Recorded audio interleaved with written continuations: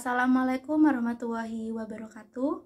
Perkenalkan, nama saya Dewi Intan Permatasari dengan NIM 2208 1020 1030. Dalam video ini saya akan menjelaskan materi mengenai operating leverage, yang mana video ini dimaksudkan untuk memenuhi salah satu tugas mata kuliah keuangan lanjutan kelas D dengan dosen pengampu DRS Bapak Marmono Singgi MSI. Adapun yang menjadi topik pembahasan saya dalam video kali ini adalah yang pertama yaitu definisi leverage secara umum, yang kedua definisi operating leverage, yang ketiga hubungan laporan laba rugi dengan operating leverage, yang keempat alasan munculnya serta tujuan dari operating leverage, serta yang kelima yaitu menghitung degree of operating leverage. Sebuah perusahaan dalam kegiatan bisnisnya tentunya akan menggunakan biaya yang bersifat tetap, yang mana penggunaan biaya yang bersifat tetap ini dapat menimbulkan sebuah resiko. Oleh karena itu, perusahaan harus bisa memahami mengenai sebuah leverage ini. Apa sih sebenarnya leverage ini? Menurut Syamsuddin dalam bukunya yang berjudul Manajemen Keuangan Perusahaan tahun 2013 menjelaskan bahwa leverage merupakan kemampuan dari perusahaan dalam menggunakan aktiva atau dana yang mempunyai beban tetap atau fixed cost asset or funds untuk memperbesar tingkat penghasilan bagi pemilik perusahaan. Yang mana leverage ini dapat timbul karena perusahaan harus membayar biaya tetap.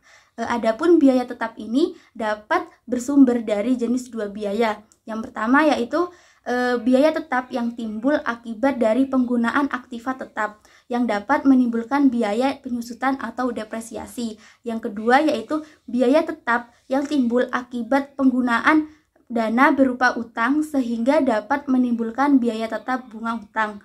Nah, hal yang terpenting dalam leverage ini adalah ketika perusahaan menggunakan leverage, maka perusahaan ini dapat mengetahui apa dan berapa yang harus dilakukan agar perusahaan ini dapat memperoleh laba yang dapat menutupi biaya tetap tersebut.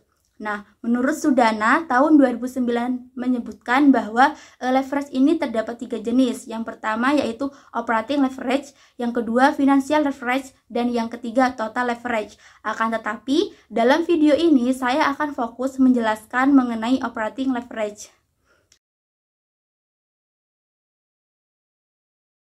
Apa sih itu operating leverage?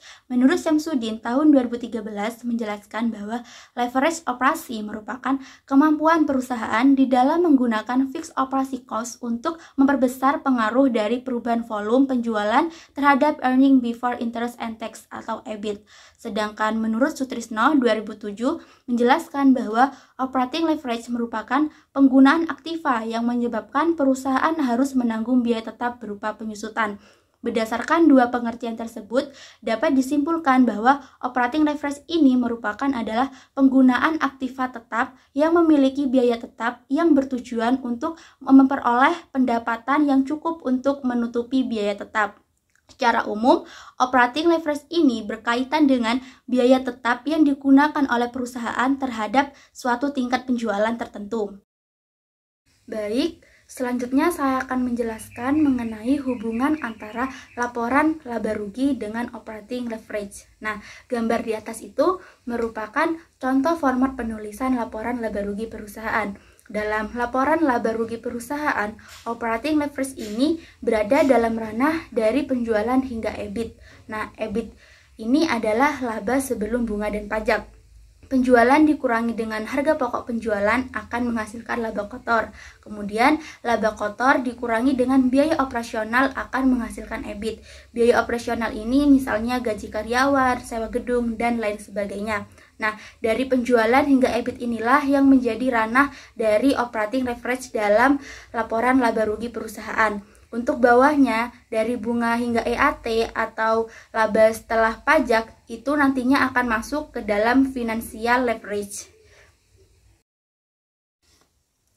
Selanjutnya, apa sih yang menjadi penyebab munculnya operating leverage dalam perusahaan?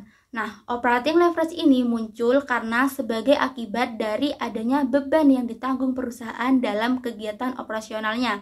Setiap perusahaan yang menggunakan biaya tetap tentunya akan menggunakan operating leverage. Operating leverage ini terjadi ketika perusahaan menggunakan aktiva tetap dalam kegiatan operasinya seperti penggunaan mesin, alat, dan lain sebagainya yang nantinya akan menimbulkan biaya atau beban tetap seperti depresiasi atau biaya perawatan mesin dan biaya lainnya. Nah, kemudian, apa sih tujuan dari perusahaan menggunakan operating leverage ini? Tujuan yang pertama yaitu untuk mengukur pengaruh penjualan atau pendapatan terhadap laba operasi.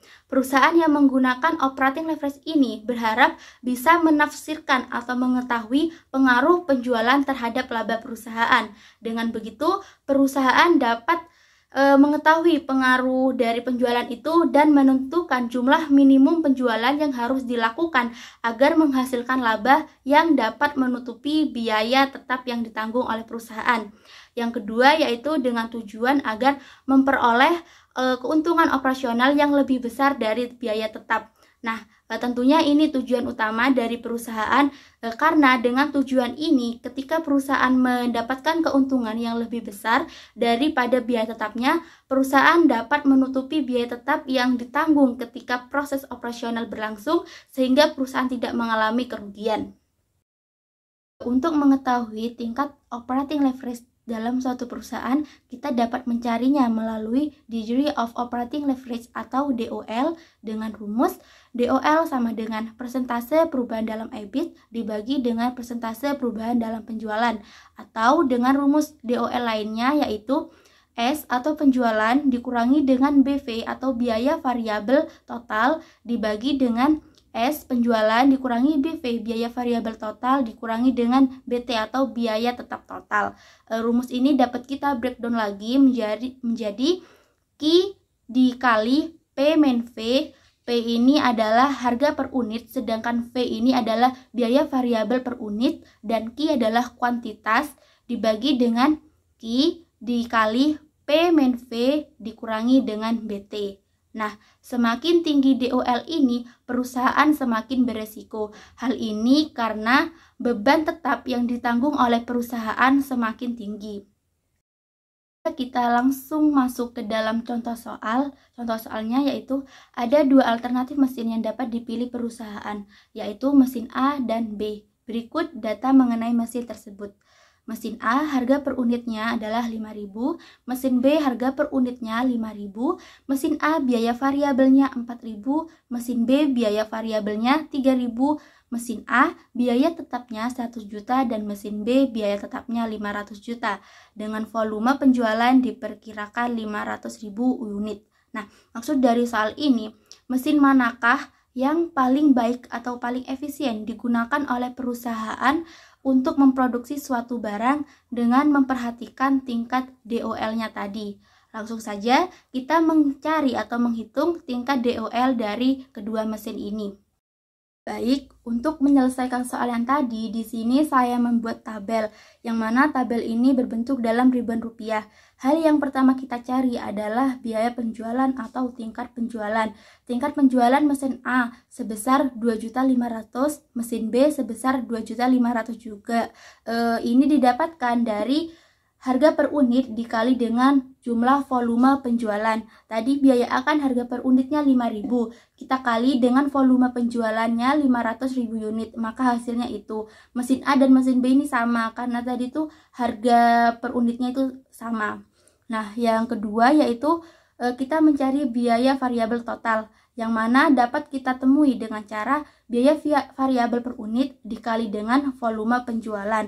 Variabel per unitnya mesin A tadi 4.000, kita kali dengan 500.000 unit, maka hasilnya 2 juta. Nah, untuk mesin B, tadi biaya variabel per unitnya itu 3.000, kita kali dengan 500.000 unit, maka hasilnya 1.500.000.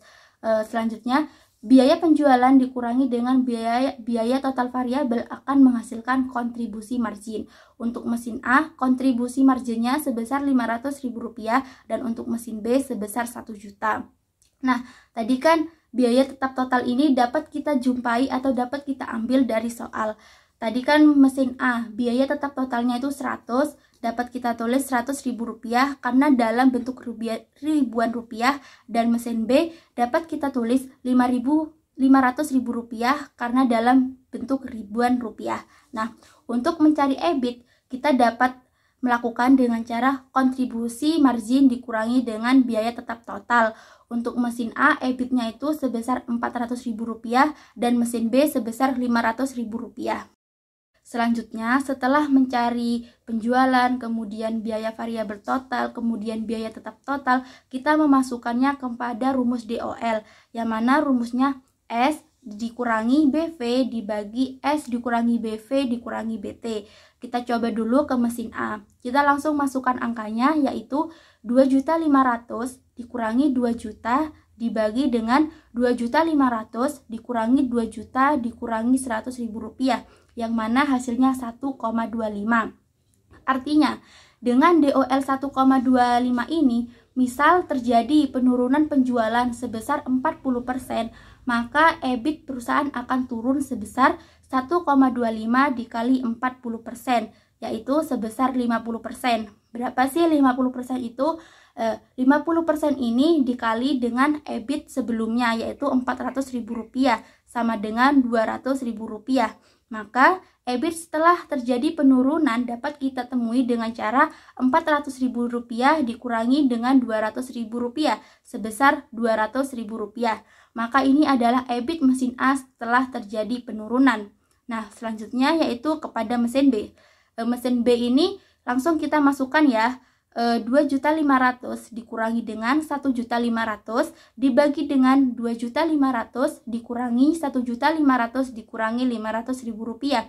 Hasilnya yaitu 2. Artinya dengan DOL 2, misal terjadi penurunan penjualan sebesar 40%, maka EBIT akan turun sebesar 2 kali 40% sama dengan 80%.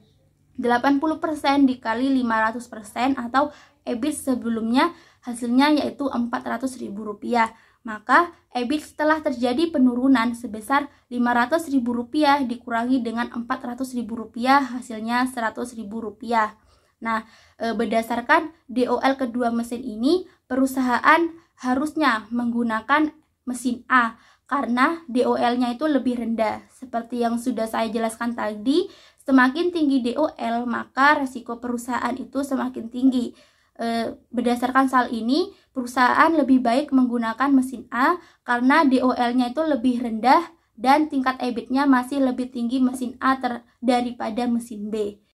Sekian presentasi yang dapat saya sampaikan. Mohon maaf atas segala kekurangannya dan semoga bermanfaat. Wassalamualaikum warahmatullahi wabarakatuh.